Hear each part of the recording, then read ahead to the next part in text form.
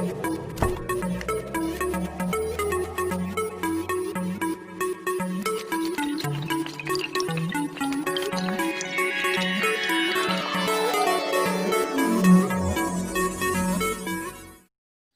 Channel को subscribe करने के लिए आप इस सब्सक्राइब बटन को अवश्य क्लिक करें।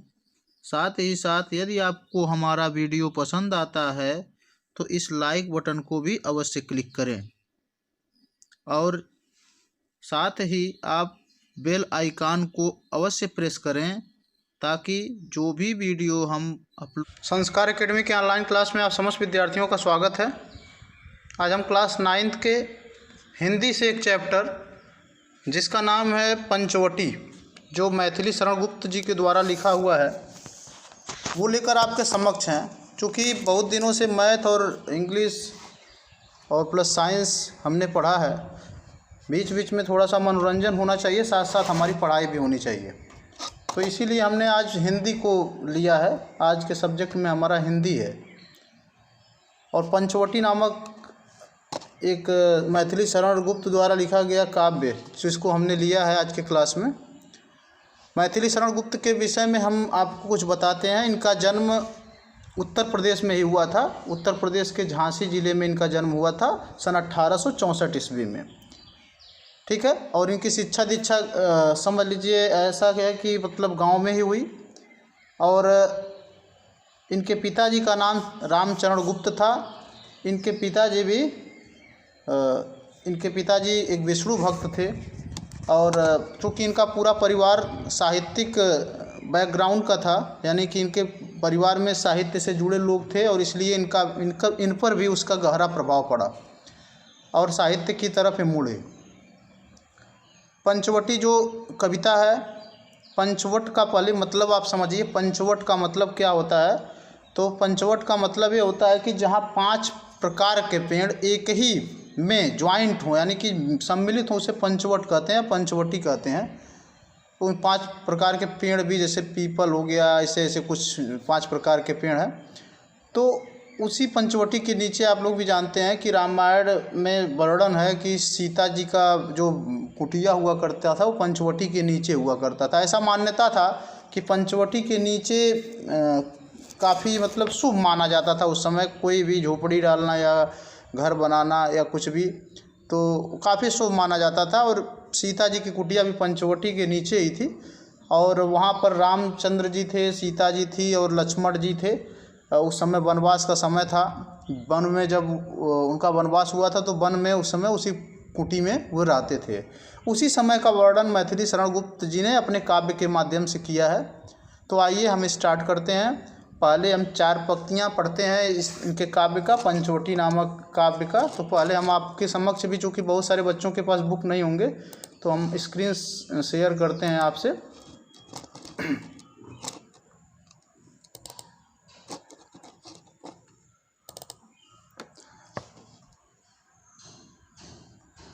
ठीक है, आपके समक्ष स्क्रीन तो दिखाई दे ही रहा होगा। ज़रा बताइए, मैं चैट का ऑप्शन देता हूँ कि आपको। चारु चंद्र की चंचल किरणें खेल रही हैं जल थल में, स्वच्छ चांदनी बिछी हुई है अवनी और अंबर तल में, पुलक प्रकट करती है धरती हरित तृणों के नोकों से, मानो झीम रहे हैं तरु भी मंद पवन के झोंकों से। चारु चंद्र की चंचल किरणें खेल रही हैं जल थल में, स्वच्छ चांदनी बिछी हुई है अवनी और अंबर तल में, पुलक प्रकट करती है धरती हरित तृणों के नोकों से, मानो झीम रहे हैं तरु भी मंद पवन के झोंकों से। तो ये हमारी 4 पंक्तियाँ थी। इसमें मैथिली शरण गुप्त जी कहते हैं कि चारु चंद्र की चंचल किरणें खेल रही हैं जल तल में। कहते हैं चंद्रमा की जो चंचल किरणें हैं वो जल और थल में स्वतंत्र होकर खेल रही हैं, खेलने का मतलब पड़ रही हैं, वो किरणें हमारे जल में हो या थल में हो स्वतंत्रता पूर्वक गिर रही हैं, पड़ रही हैं या खेल रही हैं, वहाँ इन्होंने ये स्पष्ट किया है। और कहते हैं स्वच्छ चांदनी बिछी हुई है अवन और अंबर तल में। तो जो चंद्रमा की चांदनी है, आप लोग चांदनी रात के दर्शन तो सभी बच्चों के होते हैं, तो पृथ्वी और आकाश में अवन और अंबर कहा है उन्होंने। पृथ्वी और आकाश में जो चांदनी, चाँद की किरणें हैं, स्वच्छ चांदनी, जिसको क्या बोलते हैं, चांदनी बोलते हैं। तो जो चाँद की किरणें हैं, चाहे वो अवनी हो या अंबर हो, यानी धरती हो या आकाश हो, सब पर बिछी हुई हैं। आगे की लाइन है, पुलक प्रकट करती है धरती हरित तृणों के नोकों से। और ये जो धरती है, ये हरित तृणों के नोकों से, घास की नोकों से भी रोमांचित हो रही है। ये जो धरती है, हरी हरी घास के नोक ऐसे लगती हैं जब मानो ये पृथ्वी को सुख से भर दे रही हैं, और ये पृथ्वी क्या हो रही है, रोमांचित हो रही है। तो पुलक प्रकट करती है धरती हरित तृणों के नोकों से, यानी कि ये जो घास की हरी हरी नोकें हैं, ये पृथ्वी को मानो सुख से भर दे रही हैं और पूरी पृथ्वी इससे रोमांचित हो रही है। वही लिखा है, मानो झीम रहे हैं तरु भी मंद पवन के झोंकों से। ऐसा लगता है कि जैसे पेड़ पौधों भी जो मंद मंद हवा बह रही है, इसके झोंकों से झूम रहे हैं। वही लिखा है उन्होंने कि मानो झीम रहे हैं तरु भी मंद पवन के झोंकों से। ऐसा लग रहा है कि ये जो तरु हैं, तरु मतलब पेड़, जो पेड़ पौधे हैं, ये जो मंद मंद हवा बह रही है उसके झोंकों से वे भी झूम रहे हैं। यानी कि उस समय का जो प्रकृति की सुंदरता है, उसका वर्णन मैथिली शरण गुप्त जी ने बखूबी किया है। तो फिर से देखते हैं, कहते हैं चारु चंद की चंचल किरणें खेल रही हैं जल थल में, और स्वच्छ चांदनी बिछी हुई है अवन और अंबर तल में। यानी कि चंद्रमा की जो चंचल किरणें हैं वो जल और थल दोनों में पड़ रही हैं, और इस प्रकार जो चांदनी बिछी हुई है वो आकाश और धरती पर दोनों में बिछी हुई हैं। पुलक प्रकट करती है धरती हरित तृणों के नोकों से, और घास के नोक भी, घास के पत्तों के नोक भी मानो पृथ्वी को सुख से भर रहे हैं, और पृथ्वी उससे पुलक प्रकट करती है, यानी रोमांचित हो रही है। और मानो झीम रहे हैं तरु भी मंद पवन के झोंकों से, और जो मंद मंद हवा बह रही है, ऐसा लगता है कि उससे जो पेड़ पौधे हैं वो भी झूम रहे हैं। ओके बेटा, तो ये था पहले 4 पंक्तियों के हमारे भावार्थ। ठीक है, आगे देखते हैं। आगे की लाइनें हैं, पंचवटी की छाया में है सुंदर पर्ण कुटीर बना, उसके सम्मुख स्वच्छ शिला पर धीर वीर निर्भीक मना। जाग रहा है कौन धनुर्धर जबकि भुवन भर सोता है, भोगी कुसुमायुध योगी सा बना दृष्टिगत होता है। फिर से एक बार, पंचवटी की छाया में है सुंदर पर्ण कुटीर बना, उसके सम्मुख स्वच्छ शिला पर धीर भीर निर्भीक मना। पंचवटी की छाया में, जो पंचवट है, जो मैंने बताया आपको कि पंचवट क्या होता है, तो पंचवटी की छाया में है सुंदर पर्ण कुटीर बना, यानी कि एक सुंदर सी कुटिया, पर्ण कुटीर। पर्ण कुटीर का मतलब समझते हैं, पत्तों की कुटिया, यानी कि वो पत्तों से बनाई गई है, उसको कहते हैं पर्ण कुटीर। तो पंचवटी की छाया में है सुंदर पर्ण कुटीर बना, और उसके सम्मुख स्वच्छ शिला पर, और इस कुटिया के सम्मुख एक शिला है, पत्थर का टुकड़ा कह सकते हैं, तो इसके सम्मुख स्वच्छ शिला पर धीर वीर निर्भीक मना, एक धीर एक वीर, धीर का मतलब धैर्यशाली, और एक वीर पुरुष बैठा हुआ है। जाग रहा है कौन धनुर्धर। आगे मैथिली शरण गुप्त जी क्या कहते हैं, जाग रहा है कौन धनुर्धर जबकि भुवन भर सोता है, भोगी कुसुमायुध योगी सा बना दृष्टिगत होता है। जाग रहा है कौन धनुर्धर। मैथिली शरण गुप्त जी सोचते हैं कि ये कौन सा धनुर्धर जाग, पूछते हैं कि कौन सा धनुर्धर ये जाग रहा है कुटी के सम्मुख स्वच्छ शिला पर, जबकि भुवन वर्ष होता है, पूरी धरती इस मध्य रात्रि में सो रही है। भुवन वर्ष होता है, पूरी धरती सो रही है, लेकिन यह कौन सा ऐसा धनुर्धर है जो धीर है, वीर है, निर्भीक है, धैर्यशाली है, वीर पुरुष है, डरता नहीं किसी से है, फिर भी यह जाग रहा है स्वच्छ शिला पर। एक कौन सा धनुर्धर, जबकि पूरी पृथ्वी सो रही। भोगी कुसुमायुध योगी सा बना दृष्टिगत होता है, मानो लगता है कि ये भोगी पुरुष। भोगी पुरुष मतलब क्या होता है? जो इस संसार के सुख सुविधाओं से मतलब रखते हैं, उसे भोगी पुरुष कहते हैं, ठीक है। और एक होते हैं योगी, जो संसार के सुख सुविधाओं से कोई मतलब उनको नहीं रहता। तो भोगी कुसुमायुध योगी सा बना दृष्टिगत होता है, मानो यह कोई भोगी पुरुष है, यह सुख सुविधाओं से मतलब रखने वाला इंसान है, लेकिन योगी सा बना हुआ प्रतीत होता है। ऐसा लगता है कि योगी बना हुआ है, ऐसा नहीं लगता कि वास्तव में योगी है।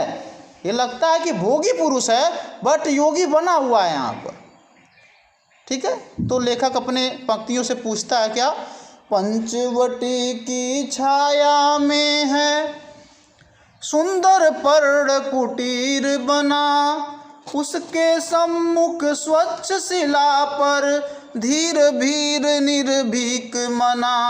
जाग रहा है कौन धनुर्धर, जबकि भुवन भर सोता है। भोगी कुसुमायुध योगी सा बना दृष्टिगत होता है। समझ रहे होंगे आप लोग। आगे की लाइनें हैं,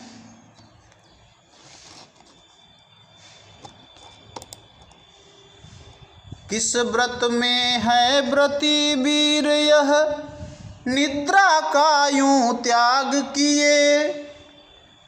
राजभोग्य के योग्य विपिन में बैठा आज विराग लिए। बना हुआ है प्रहरी जिसका, उस कुटीर में क्या धन है। जिसकी रक्षा में रत इसका तन है, मन है, जीवन है। हिंदी की लाइन है बेटा, अच्छी तरीके से समझिएगा, ये भी अपने आप में इम्पॉर्टेंट है। ऐसा नहीं कि मैं यूं ही पढ़ाया जा रहा हूँ, 100 नंबर का यह भी आने वाला है। मैथ कितना, विज्ञान कितना, यह भी इम्पॉर्टेंट है। ऐसा नहीं, हिंदी को हमें कमज़ोर नहीं करना है, हमको सारे सब्जेक्ट को साथ लेकर चलना है और सभी में सबसे बेहतर करना है, ठीक है। तो आपको समझ में आ रहा होगा, ये भावार्थ जो मैं बता रहा हूँ वो आपको समझ में आना चाहिए। तो कहते हैं मैथिली शरण गुप्त जी,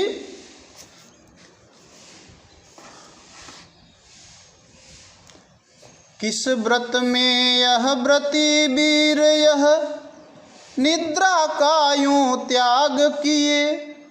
पूछते हैं कि किस व्रत में है यह व्रती वीर यह, यानी कि यह जो वीर पुरुष यहाँ पर बैठा हुआ है स्वच्छ शिला पर, वो कौन सा व्रत लिए हुए है जो रात में जाग रहा है। पूरा धरती सो रही है, रात में भी जाग रहा है, तो कौन सा व्रत यह लिए हुआ है, ये समझ नहीं पा रहे हैं। तो किस व्रत में यह व्रती वीर यह, निद्रा का यूं त्याग किए। नींद को भी त्याग दिया है, रात भर जाग रहा है। कौन सा यह व्रत है, अनूठा व्रत है ना। तो किस व्रत में है व्रती वीर या, निद्रा का यूं त्याग किए, नींद को भी त्याग दिया है। और आगे कहते हैं, राजभोग्य के योग्य विपिन में बैठा आज विराग लिए। राजभोग के योग्य है यह वन में रहने योग्य नहीं है, राज के एक राजमहल में रहने योग्य है। तो ही कहते हैं राजभोग्य के योग्य विपिन में बैठा आज विराग लिए।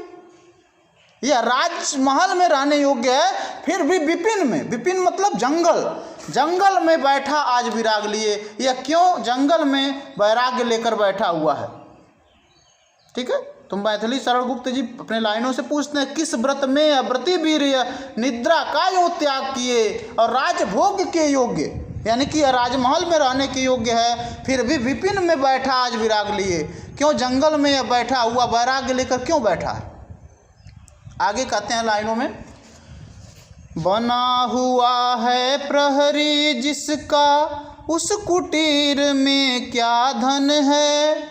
जिसकी रक्षा में रत इसका तन है, मन है, जीवन है। बना हुआ है प्रहरी जिसका, उस कुटीर में क्या धन है। यानी कि जिस कुटिया का यह प्रहरी बना हुआ है, रक्षक बना हुआ है, जिसकी रक्षा यह कर रहा है, उस कुटी में ऐसा कौन सा धन है जो रात भर इसको रक्षा करना पड़ रहा है। ऐसा कौन सा कीमती धन उस कुटी में है कि रात भर यह जाग कर उसकी रक्षा कर रहा है। तो ही कहते हैं बना हुआ है प्रहरी जिसका, उस कुटीर में क्या धन है, जिसकी रक्षा में रत इसका तन है, मन है, जीवन है।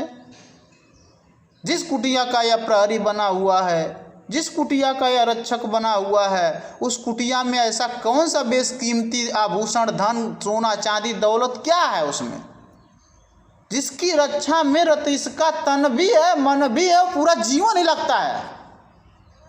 जिसकी रक्षा में रत इसका तन है, जिसकी रक्षा करने के लिए इसका मन, तन और पूरा जीवन समर्पित है। रत मीन समर्पित है। ऐसा कौन सा धन उस कुटिया में, ये मैथिली शरण गुप्त जी कहते हैं। तो आपको समझ में आया होगा।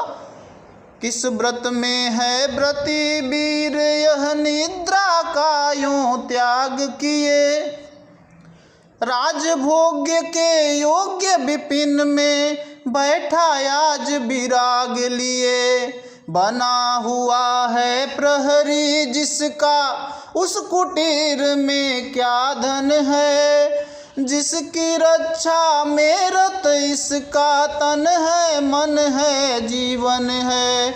मर्त्य लोक मालिन्य मेटने स्वामी संग जो आई है, तीन लोक की लक्ष्मी ने यह कुटी आज अपनाई है। मर्त्य लोक मालिन्य मेटने स्वामी संग जो आई है।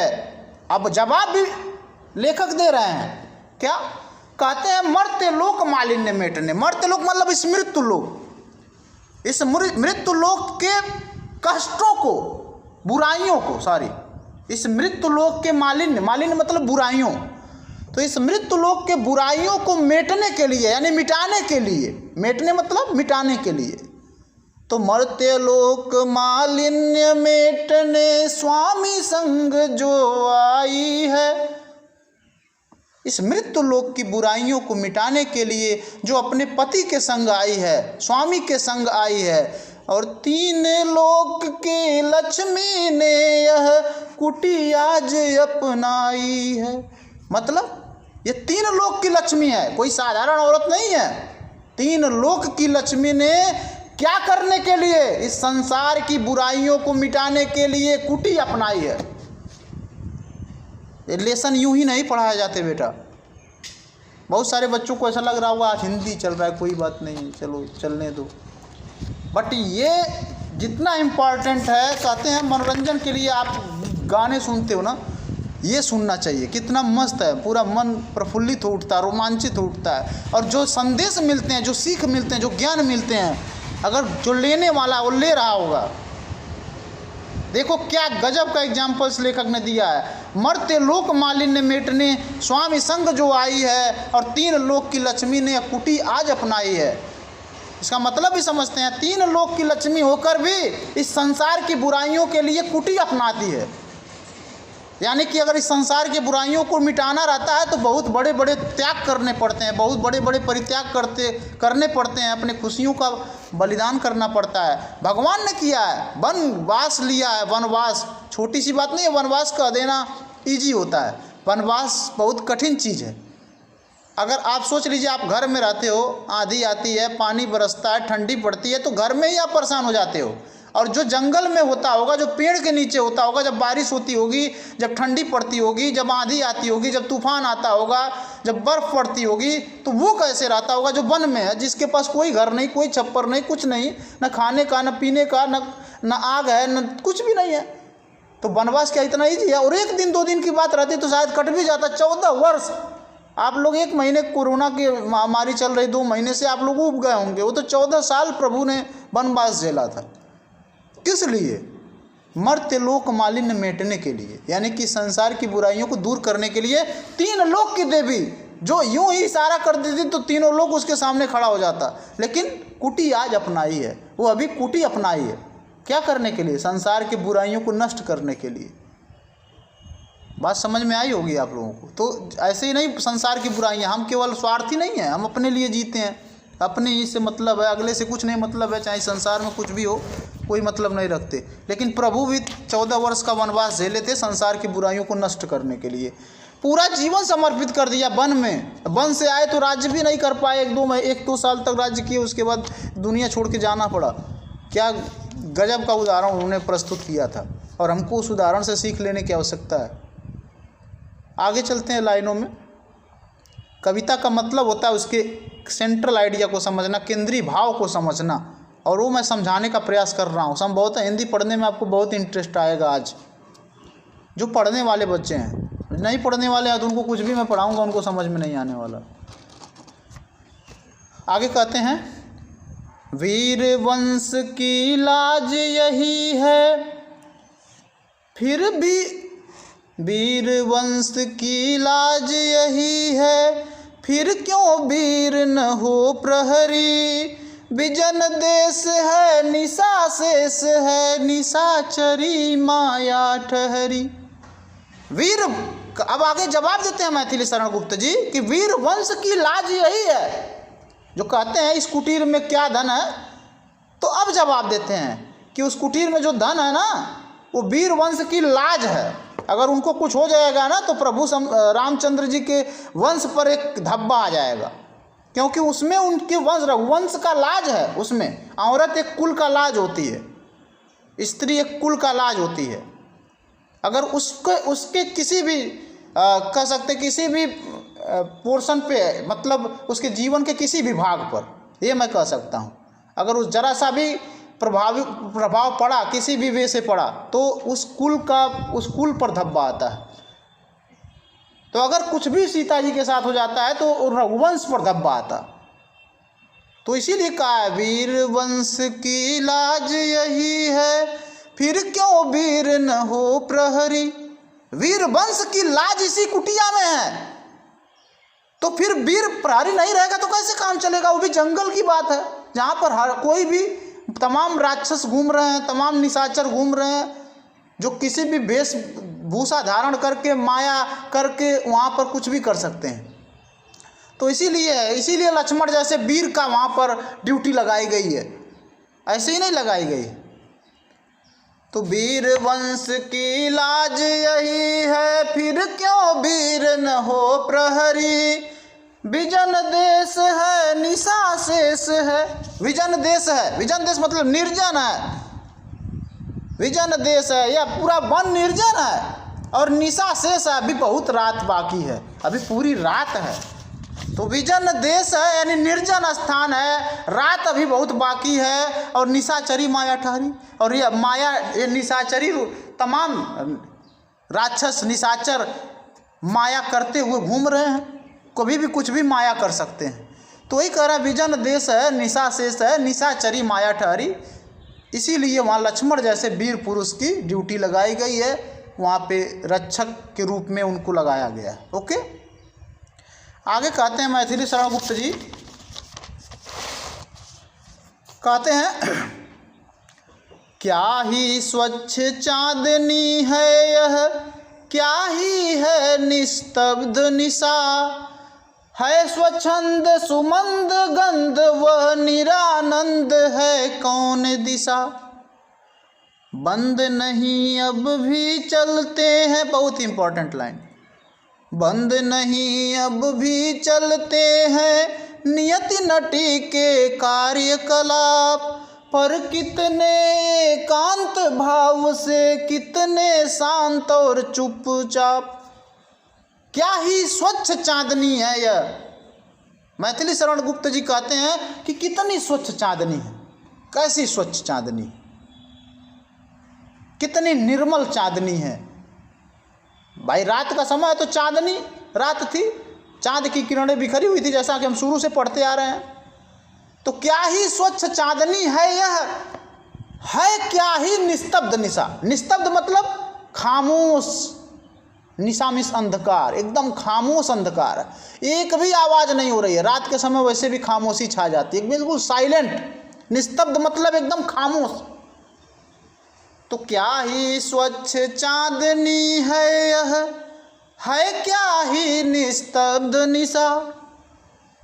कितनी सुंदर, कितनी निर्मल चांदनी बिछी हुई है और कितनी खामोश रात है, कितनी खामोश अंधकार है स्वच्छंद सुमंद गंध वह निरानंद है कौन दिशा। और यह जो स्वच्छंद, जो सुंदर गंध युक्त हवा धीरे धीरे बह रहा है स्वच्छंद सुमंद गंध वह, यानी कि यह जो स्वच्छंद यानी कि स्वतंत्र रूप से, स्वच्छंद मतलब क्या, स्वतंत्र रूप से सुमंद गंध हुआ, जो सुगंधित हवा बह रही है धीरे धीरे, इससे निरानंद है कौन दिशा। चाहे उत्तर हुआ, चाहे पूरब हुआ, चाहे पश्चिम हुआ, चाहे दक्षिण हुआ, कौन दिशा इससे आनंदित नहीं है। इसके गंध से, इसके सुगंध से कौन सी दिशा आनंदित नहीं है। तो ही कहते हैं है स्वच्छंद सुमंद गंध व निरानंद है कौन दिशा। ऐसा कोई दिशा नहीं है जो आनंदित नहीं है। बंद नहीं अब भी चलते हैं, ये इंपॉर्टेंट लाइन है। बंद नहीं अब भी चलते हैं नियति नटी के कार्यकलाप, पर कितने एकांत भाव से, कितने शांत और चुपचाप। बंद नहीं है अब भी चलते हैं नियति नटी के कार्यकलाप। ये जो नियति रूपी शक्ति है ना, ये नियति रूपी एक शक्ति है।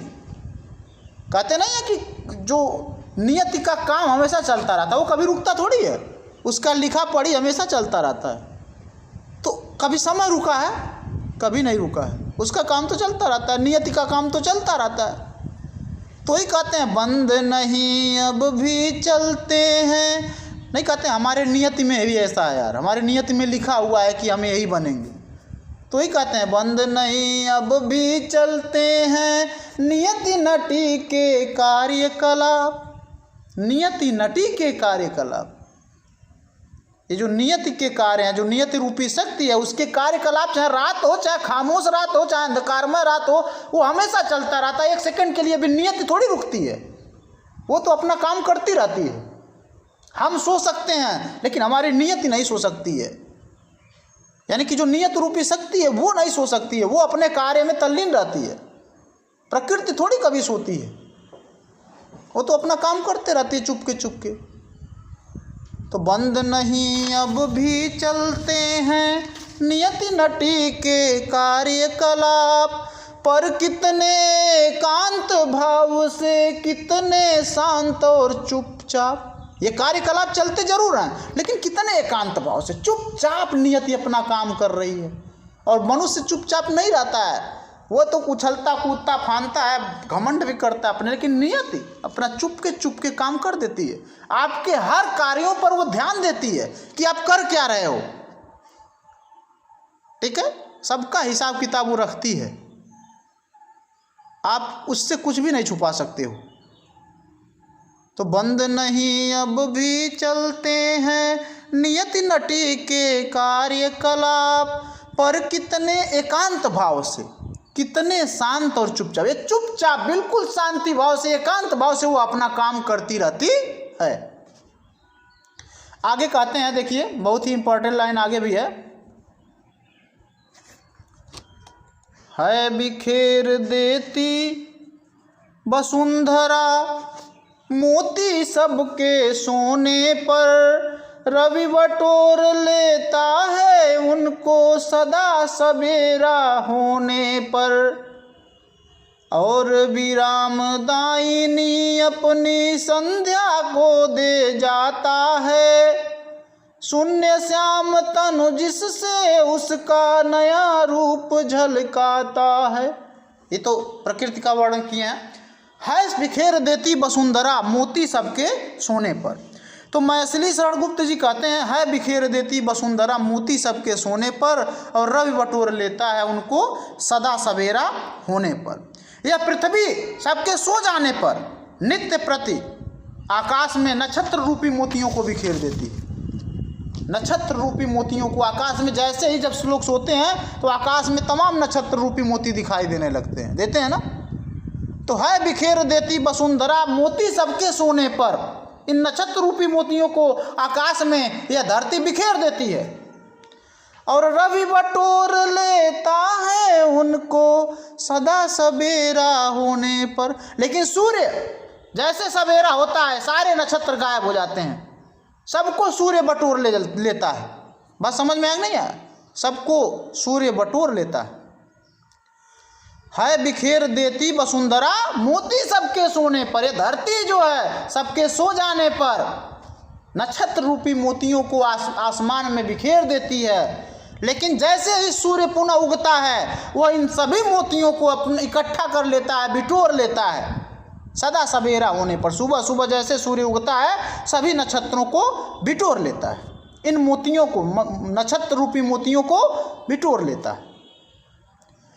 और विराम दायिनी अपनी संध्या को दे जाता है।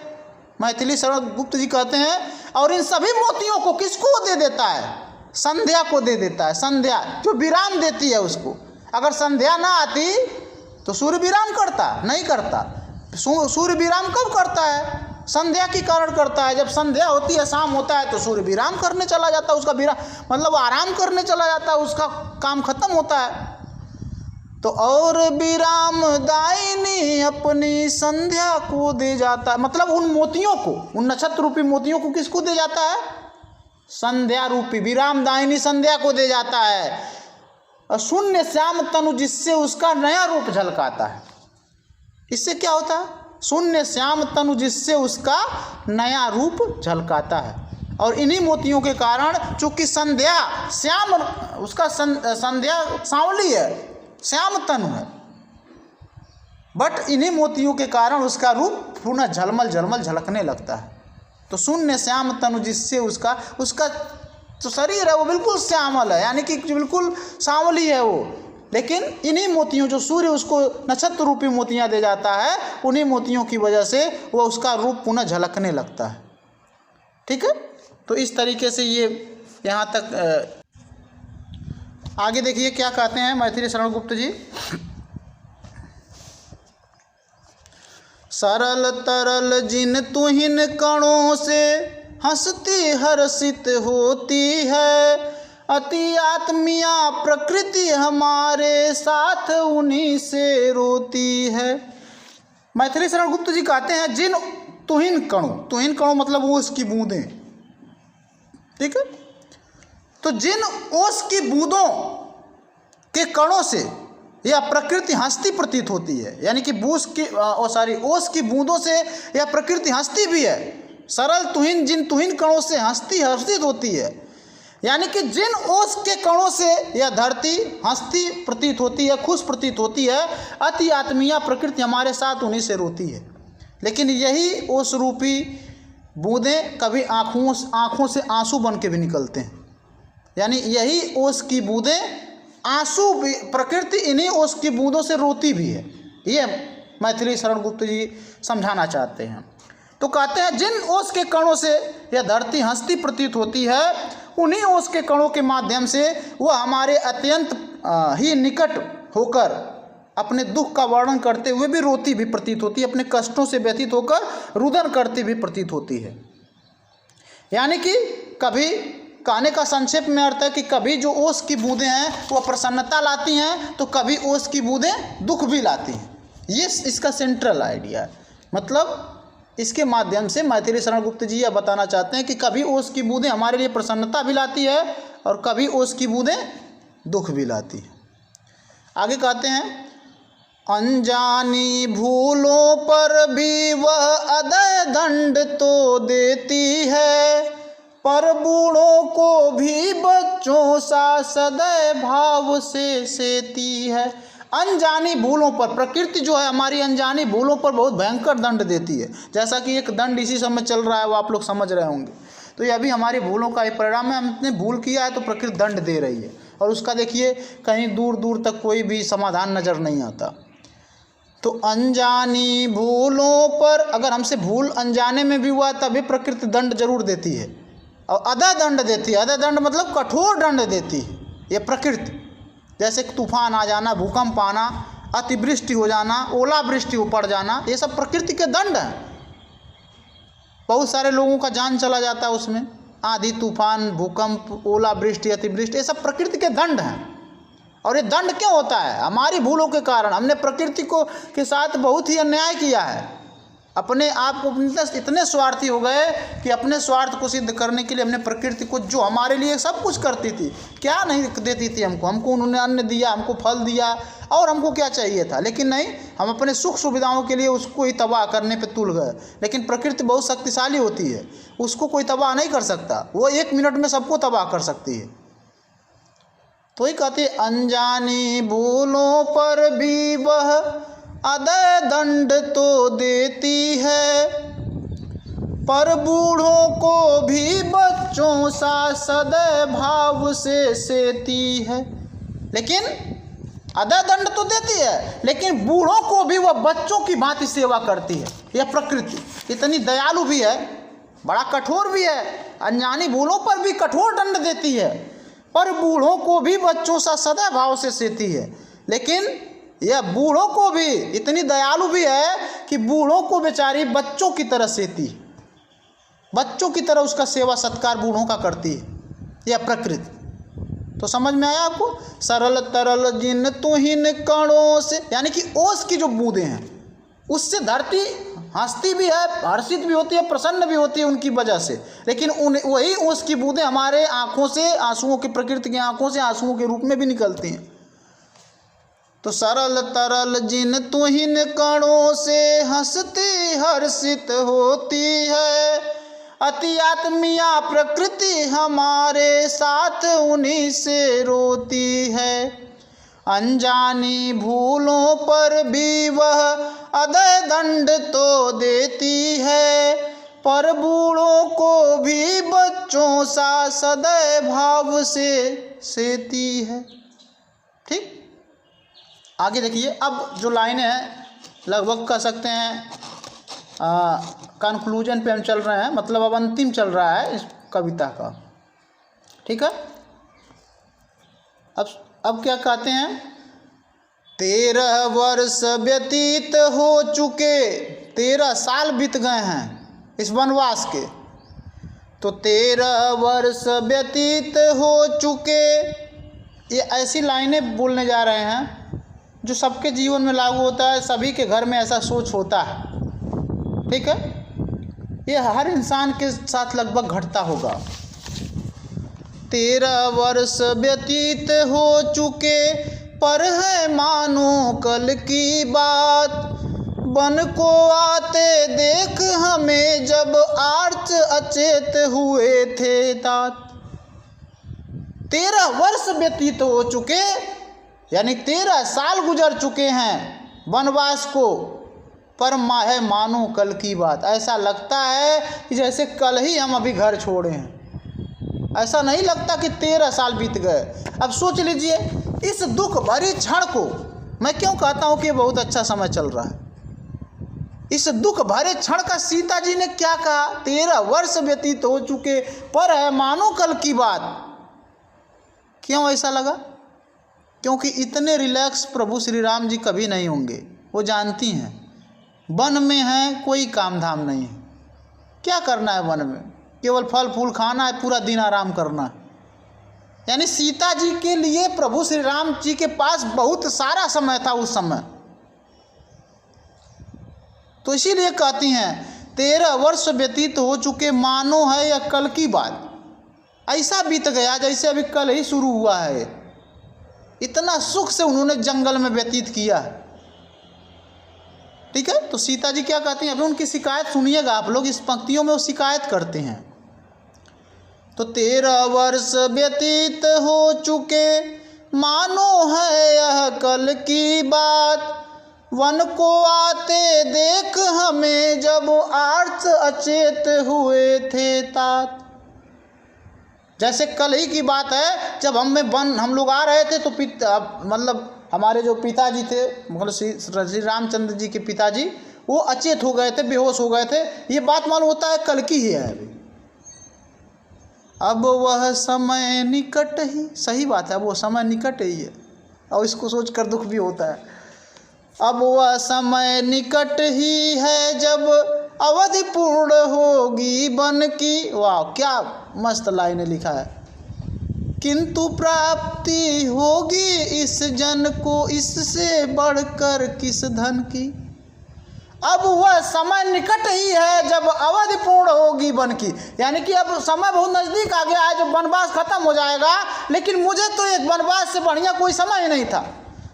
किंतु प्राप्ति होगी इस जन को इससे बढ़कर किस धन की। इस वनवास से बड़ा मेरे पास और कौन सा धन है। इतना खाली खाली समय था प्रभु श्री रामचंद्र जी के पास। दिन भर उनसे बैठकर बातें किया करती थी, पूरा दिन भर समय था, कोई कार्य नहीं था, बिल्कुल आराम का समय था। लेकिन अब जो समय आने वाला, अब समय बीत रहा है, पुनः श्री रामचंद्र जी अपने राजमहल जाएंगे और पुनः अपने जनता में इतना व्यस्त हो जाएंगे कि उनके लिए उनके पास समय ही नहीं रहेगा एक मिनट के लिए। ये सीता जी वर्णन करती हैं। अब वह समय निकट ही है जब अवधि पूर्ण होगी वन की, किंतु प्राप्ति होगी इस जन को इससे बढ़कर किस धन की। और आर्य को राज्य भार तो वे प्रजार्थ ही धारेंगे। रामचंद्र जी को कहती हैं वे तो प्रजा के हित के लिए अपना राजपाट धारण कर लेंगे। व्यस्त रहेंगे हम सबको भी मानो विवश विसारेंगे। और इतना भी अपने राजपाट में पुनः व्यस्त हो जाने वाले हैं कि मानो सीता जी को भूल ही जाएंगे। और सही बात है, उनके पास उतना समय थोड़ी मिलेगा जितना उस जंगल में मिलता था। कुछ नहीं, उनको किसी धन दौलत से सीता जी को थोड़ी मतलब था, राजपाट से थोड़ी मतलब था, उनको समय से मतलब था। ठीक है, उनको उस स्नेह से मतलब था जो प्रभु श्री रामचंद्र जी के द्वारा उनको मिलता था। और शायद अब उनको वह नहीं मिलेगा, क्योंकि अब श्री रामचंद्र जी पुनः व्यस्त हो जाएंगे अपने राजपाट के कार्यों में। तो ही कहती हैं और आर्य को राज्य भार तो वे प्रजार्थ ही धारेंगे, यानी कि वे तो प्रजा के हितों के कारण प्रभु जी तो राजपाट धारण करेंगे ही करेंगे।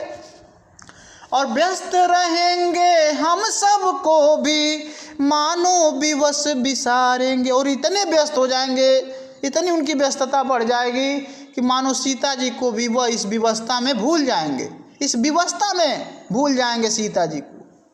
ये झुंझलाहट है सीता जी को कि चिंतित है सीता जी कि अब उनका वनवास समाप्त हो रहा है। देखो कितनी अच्छी सोच थी। इसीलिए कहते हैं हर नेगेटिव में पॉजिटिव चीज़ें होती हैं। सीता जी ने उदाहरण प्रस्तुत किया, इस नेगेटिव में पॉजिटिव ढूंढो, और सीता जी ने वही ढूंढा। उनके लिए वो जंगल ही सुखी था, उसमें उनको पॉजिटिव नजर आता था, सकारात्मकता उसी में नजर आते थे। समझ में आया बेटा? उनको दुख नहीं था उस जंगल में। ऐसा नहीं कि दूसरा कोई रहता तो कहता कब बीतेगा कब बीतेगा कब बीतेगा। लेकिन वो क्या कहती हैं, 13 वर्ष व्यतीत हो चुके, मानो है कल की बात, ऐसा व्यतीत किया था उन्होंने। और वन को आते देख हमें जब आर चाहते हुए थे तात, इनके लिए कल की बात। 13 साल यूं ही बिता दिया उन्होंने, सुख में बिताया था। लेकिन अब तो दुख ही दुख झेलना है। अब क्योंकि जाएंगे प्रभु जी पुनः बिजी होंगे, पुनः उनको भूल जाएंगे उस कार्यों में। लेकिन आगे क्या कहते हैं सीता जी, वो भी लाइन सुनिए। कर विचार लोकोपकार का हमें न इससे होगा शोक, पर अपना हित आप नहीं क्या कर सकता है यह नर लोक। कहते हैं कर विचार लोकोपकार का। चलिए भाई, दुनिया के उपकार के लिए हमें इससे कोई शोक नहीं होगा। चलो भाई, प्रभु जी रामचंद्र जी जो दुनिया का उपकार करने के लिए ऐसा कर रहे हैं, तो कर विचार लोकोपकार का, दो लोगों के उपकार का विचार करके हमें ना होगा इससे शोक। चलिए, हमें कोई शोक नहीं होगा। लेकिन एक झुंझलाहट है सीता जी के मन में, और वो कहती हैं कि पर अपना हित आप नहीं क्या कर सकता है यह नरलोक। लेकिन मुझे इस बात का दुख है कि क्या अपना देखभाल या नरलोक या मनुष्य के जो सारी संसार के जो लोग हैं वो क्या अपने नहीं कर सकते हैं। हर काम के लिए राजा पर ही निर्भर रहेंगे। छोटा सा काम वो सब राजा ही करेगा, उनका इतना व्यस्त कर देंगे उस राजा को। तो पर अपना हित आप नहीं क्या कर सकता है अनर लोग, यानी कि ये इस संसार के लोग क्या अपना हित स्वयं नहीं कर सकते हैं क्योंकि जो उस पद पर बैठा होता है उसकी भी पर्सनल लाइफ होती है, लेकिन जब उस पद पर लोग बैठाते हैं तो ये सोचते नहीं है कि उस व्यक्ति का भी कुछ पर्सनल लाइफ है, उसका भी कुछ जीवन है, उसको भी खाना पहनना, उठना बैठना, नहाना घूमना उसको भी चाहिए ना। लेकिन नहीं, लोगों को केवल अपनी पड़ी रहती है। ये सीता जी कहती हैं, ये उनकी शिकायत है कि क्या आप यह संसार के लोग अपना हित, छोटी मोटी कार्य अपने नहीं कर सकते, सब राजा पर ही आश्रित कर देंगे। ठीक है, तो कहती हैं क्या, और आर्य को राज्य भार तो वे प्रजार्थ ही धारेंगे, व्यस्त रहेंगे हम सबको भी मानो विवश विसारेंगे, कर विचार लोकोपकार का हमें न इससे होगा शोक, पर अपना हित आप नहीं क्या कर सकता है यह नरलोक। ओके बेटा, तो इस तरीके से यह पूरा चैप्टर समाप्त होता है। ठीक है बेटा, तो